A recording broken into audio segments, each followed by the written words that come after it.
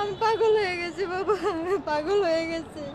আমি কতজনটা যে জিজ্ঞেস করছি, কতজনটা তোমার ছবি দেখাইছি বাবা, সবাইকে তোমার ছবি দেখাইছি বাবা।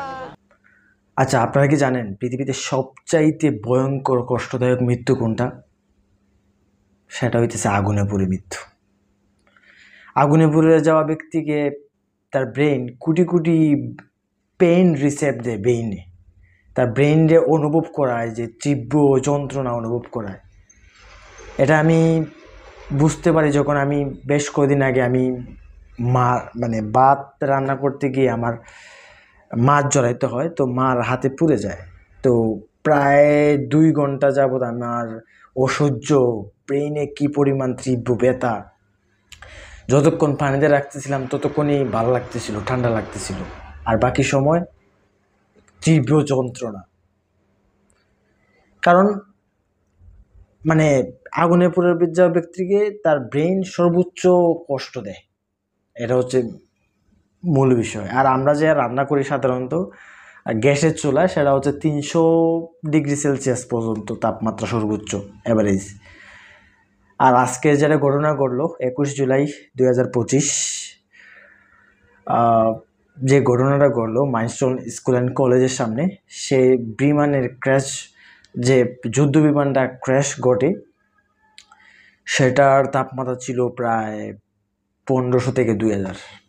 চিন্তা করা যায় 1500 থেকে 2000 ডিগ্রি সেলসিয়াসে একটা বিমান ক্র্যাশ করলো একটা ক্লাসরুমে, আর সেখানে অনেকগুলো বাচ্চা। তারপর সেখান থেকে এখন পর্যন্ত বিভিন্ন সংবাদ মাধ্যমের তথ্য অনুযায়ী প্রায় 19-20 জনের মতো মারা গেছে, আর বাকি 70 জন হসপিটালাইজড, এবং 70 জন প্লাস মানে সংকটাপন্ন, মানে গুরুতর, তাদের তাদের নিয়ে অনেক আশঙ্কা আছে। তো বুঝতেই পারছেন তারা কি তীব্র যন্ত্রণা নিয়ে মারা গেছে। এখন মারা গেছে কি কারণে, চলেন যুদ্ধ বিমানটা নিয়ে একটু কথা বলি। সরি, যুদ্ধ বিমান বললে ভুল হবে, এটা হচ্ছে একটা মুড়ির টিন, যেটা চীনারা 1976 সালে আবিষ্কার করেছিল। পৃথিবীর প্রতিটা দেশেই সেই বিমানকে অকার্যকর বলে ঘোষিত করে, এবং সেগুলাকে আর ব্যবহার মানে যোগ্য মনে করে না তারা, এটা ব্যবহার অযোগ্য হিসেবেই রেখে দিয়েছে, বা অনেকেই ধ্বংস করে ফেলছে। কারণ এই বিমান আধুনিক বিশ্বে আসলে মানে যায় না, তাই না? তো এই বিমান যায়, ধরেন আমাদের বাংলাদেশ গরিব দেশ, ধরেন কথার কথা, বাংলাদেশ গরিব দেশ, বাংলাদেশে এটা যায়, বাংলাদেশে ব্যবহার করতে হবে। কিন্তু এখানে কিছু পয়েন্ট আমার মেক করার কথা আজকে, যেটা মেক না করে আমি থাকতে পারতেছি না আসলে। তো পয়েন্টটা হইতেছে, পৃথিবীর কোন দেশে ভাই যে মানে রাজধানীর উপর দিয়ে বিমানের যে মানে বিমান প্রশিক্ষণ, বিমান চালকে চালনা করার প্রশিক্ষণ দেয়, আমার আর অন্তত জানা নাই কোনো সভ্য দেশে এটা হয় বলে আমার জানা নাই। আপনারা হয়তো জানতে পারেন, জানলে আমার কমেন্টে জানাই দেন যে পৃথিবীর এই দেশে হচ্ছে রাজধানীর উপর দিয়ে তারা বিমান প্রশিক্ষণ করায়, 1 নাম্বার। 2 নাম্বার হইতেছে, বিমান প্রশিক্ষিত হয় ঠিক আছে, রাজধানীতে করছে, বেশ ভালো কথা।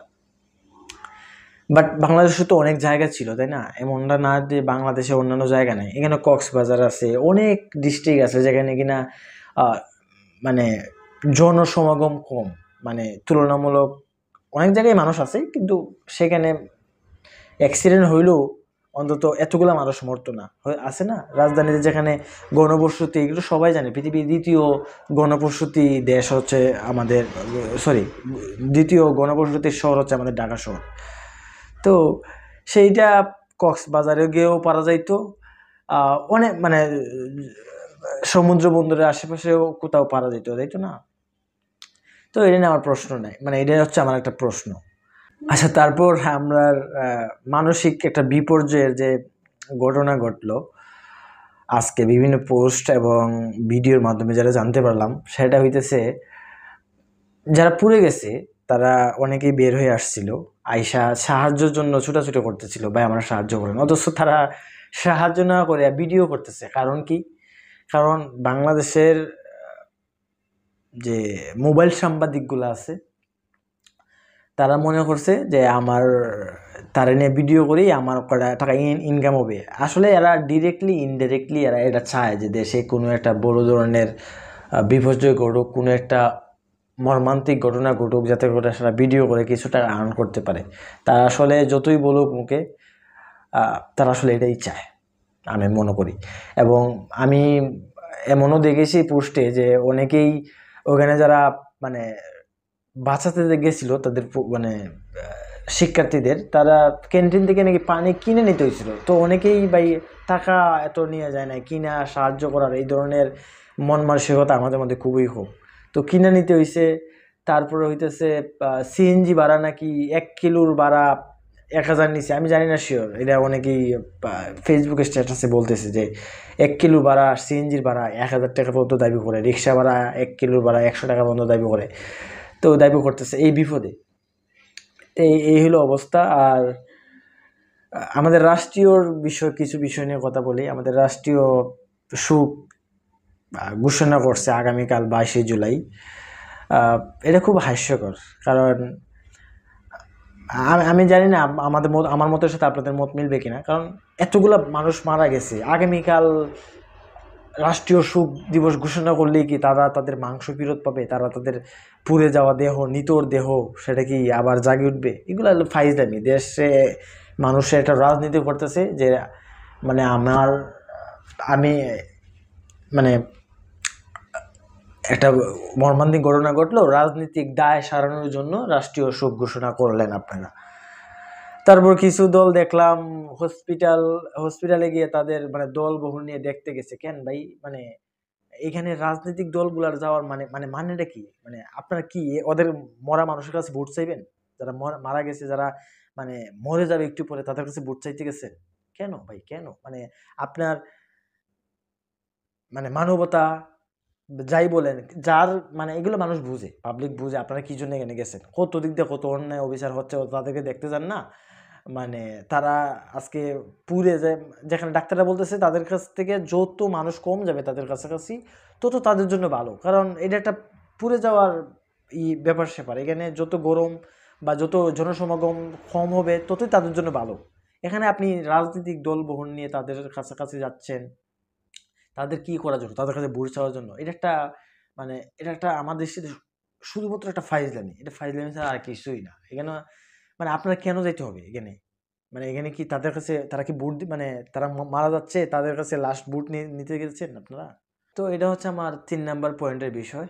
আর আমার লাস্ট বিষয় হচ্ছে এই ভিডিওটা আসলে আমি জানি না এই ঘটনাটা পুরো রাজনৈতিক ঘটনার ফলে ঘটতেছে কিনা, বা বড় ধরনের ইস্যুকে গাঁটতে গিয়ে এটা ঘটানো হয়েছে কিনা আমি শিওর জানি না। বাট ফেসবুকে, সামাজিক মাধ্যমে কিছু পোস্ট আমার পড়ার সুযোগ হয়েছে, যেখানে উল্লেখ করা যে অনেক নেক্সটের যে পদক্ষেপ নিচ্ছে সরকার বা আমাদের দেশ যে পর্যায়ে যাচ্ছে, সেটাকে ডাকতেই মূলত মিডিয়া, মেনস্ট্রিম মিডিয়াগুলোকে এখানে ধাবিত করতেছে, যেন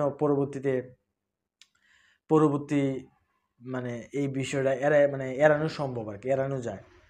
তো আমি মনে করি যারা মারা গেছে তারা খুব ভালো করছে, একটা জাহান্নাম থেকে বাইচে গেছে। নাইলে এই দেশে এইভাবেই আসলে আজকে না হয় কালকে মরতে হইতো, দিন অপেক্ষা করতে হইতো কোনো না কোনোভাবে, হয়তো চিন্তাকারীর হাতে, হয়তো বা কোনো রাজনৈতিক মতাদর্শের উদ্দেশ্যে। তো এই আর কি। তো আমরা আর কি করার, আমরা এখন কয়দিন কিছু যারা ফেসবুক মনিটাইজেশন, কিছু ফেসবুক মনিটাইজেশন পাবে, কিছু মিডিয়া কিছু টাকা আর্ন করবে, কিছু ব্লগার মানুষের ইমোশন নিয়ে খেলবে, কিছু টাকা আর্ন হবে, কিছুদিন সপ্তাহখানেক এই বিষয় নিয়ে ঘাটাঘাটি হবে। তারপর যারা এইটার জন্য প্রকৃত দায়ী তারা তো কিছুই হবে না। এই তীব্র নিন্দা, এই প্রতিক্রিয়া, প্রতিহিংসা বা খুবই মর্মান্তিক, দুঃখজনক, বেদনাজনক এই ঘটনাগুলি ঘটবে। এবং পরবর্তী আরেকটা ঘটনা ঘটানোর আগ পর্যন্ত আমরা এটাকে ভুলবো না, এবং পরবর্তী আরেকটা নতুন ইস্যু যখন সামনে আসবে তখন আমরা এটাকে ভুলে যাব। কারণ আমরা তো ভাই, আমার সাথে এটা হচ্ছে না, আমরা যে ভুলবো না, আরেকজনের সাথে হচ্ছে। আমরা 3-4 দিন বা সপ্তাহখানেক এটা নিয়ে ঘাটাঘাটি কথা বলবো, তারপর 1 সপ্তাহ পর এটা তো আমার সাথে হচ্ছে না, তো আমরা এটা ভুলে যাব। আর যখন আমার সাথে হবে তখন কান্নাকাটি, হতাশা, এগুলা ছাড়া কিছু উপায় নাই। কারণ এগুলা তখন আরেকজন আপনার এভাবেই আরেকজন আপনার বিপদে তখন আগাবে না, কারণ তখন ভাববে তারা যে এটা তার বিপদ না। তো এইভাবেই আর কি চলতেছে। আমি মনে করি যে শিশুগুলা খুব ভালো হয়েছে, তারা যন্ত্রণা থেকে তিলে তিলে মরাচ্ছে, একেবারেই জাহান্নামের আগুন থেকে বাইচে গেছে এবং তারা পৃথিবী থেকে বিদায় নিছে। তাদের আত্মার মাগফিরাত কামনা করি এবং পরবর্তী আর একটা কোনো বড় ইস্যু সামনে আসার আগ পর্যন্ত আপনারা ভালো থাকবেন, সুস্থ থাকবেন।